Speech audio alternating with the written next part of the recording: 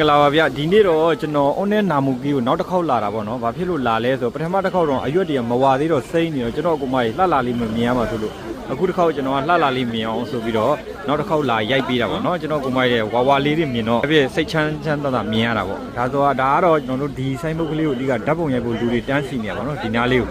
ဒါတော့ဓာတ်ပုံတယောက်တစ်လဲရိုက်နေကြတာရေပေါ့နော်ဒီမှာတော်တော်လေးလှတယ်ပေါ့ဒီတစ်ခေါက်ကတော့လူကလည်းအရန်များတယ်ဒီတစ်ခေါက်ကမကြည့်ပါဝါနေတော့ပေါ့နော်ဒီနေ့ကဒီဆိုင်ဘုတ်ကိုအဓိကလာရက်ချက်ဆိုင်ဘုတ်ပေါ့နော်အဓိကတော်တော်လေးလှပါတယ်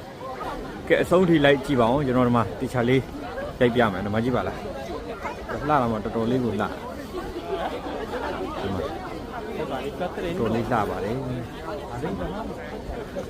လူကတော်တော်ကြီးကိုလာတာဗျာလူဆုံးတော်ကြီးကိုလာကဲဆုံးထိလိုက်ကြည့်ပေးပါအောင်ကျွန်တော်တီချာလေးရိုက်ပြပေးပါမယ်ကျွန်တော်ကုမတွေလူကတော့လူမျိုးစုံပဲမြင်တဲ့အတိုင်းပဲဒီမှာကြည့်ပါတော်လေးကိုလာ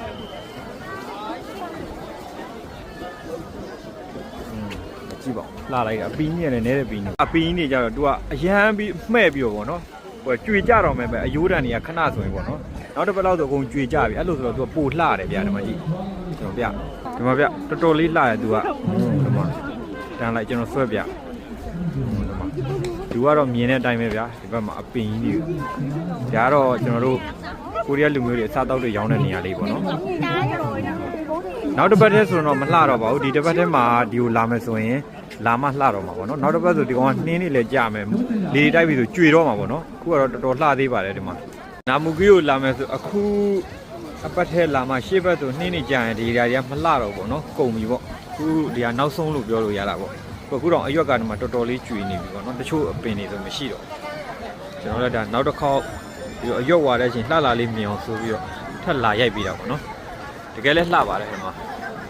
လုံးဝကိုလှတယ်ဓာတ်ပုံဒီကဓာတ်ပုံလာရိုက်တဲ့လူတွေတော်တော်များတာကြည့်ပါကျွန်တော်ကိုနန်းနေရောလူကတော့မြင်တဲ့အတိုင်းပဲစီကလောင်းမင်းရဲ့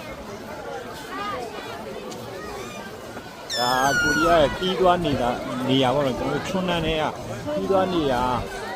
တခုပေါ့တော်တော်နာမည်ကြီးတယ်လို့ပြောလို့ရတယ်ဒီနေရာနေဆုံးလာတာဟိုဆိုးတို့အင်ချွန်းတို့အဲ့ဒီဘူးဖြောင်းတို့အဲ့ဒီလိုအချို့ဆိုဒေဘူးတို့အဲ့လိုလူမျိုးတွေလာတယ်ဟိုတနေ့တော့တရုတ်တွေဆိုလို့ရင်တရုတ်ပြည်ကလာတာပဲဟိုနန်းတွေ့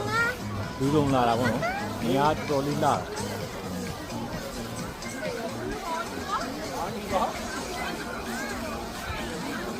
အဲ့အစမ်းကြီးကြည့်လို့ရတယ်ပေါ့မဟုတ်ပဲနဲ့